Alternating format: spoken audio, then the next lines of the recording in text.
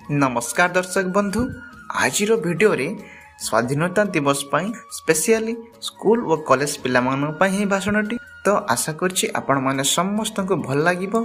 सम्माननीय सभापति महोदय, पूज्य गुरुजन वृंद, उपस्थित मोर सान बड़ भाई और भौणी माने, आज यही पवित्र स्वाधीनता दिवस रे किछि कहिबाको अनुमति मिलिथिबारु मो निजको धन्य मने करूछि।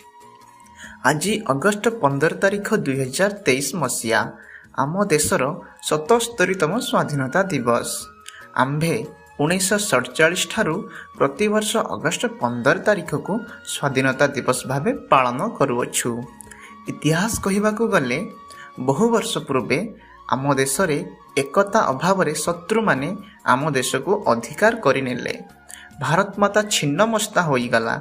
भारतवासी अनाथ आश्रम अनाथ शिशु होईगले। सिराजदौल्ला ठारू टीपू सुल्तान पर्यंत, जयराज गुरु ठारू लक्ष्मण नायक पर्यंत देश पई प्राणबली देबाकू पछाई नथिले। देशर नरनारी, युवक युवती और छात्र छात्री भारतर स्वाधीनता लगी संकल्प नेले। एहापर लवण सत्याग्रह हैला, असहयोग आंदोलन हैला, महात्मा गांधी अहिंसा नीति मध्य धारण कले। स्वाधीनता संग्रामी सुभाष चंद्र बोस कहिले, मते रक्त दियो मु तुमको स्वाधीनता देवी।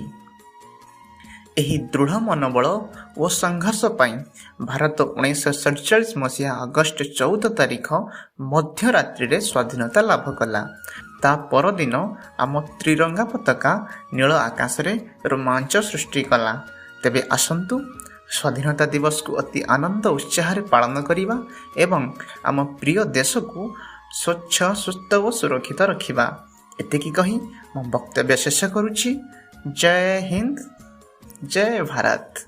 तो दर्शक बंधु, आशा करछि आपण मानक एही भाषणटी भल लागिथिबो। जदि भल लागिछि आपण मानक फ्रेंड्स सर्कल ले आकु शेयर मध्य करि परिबे।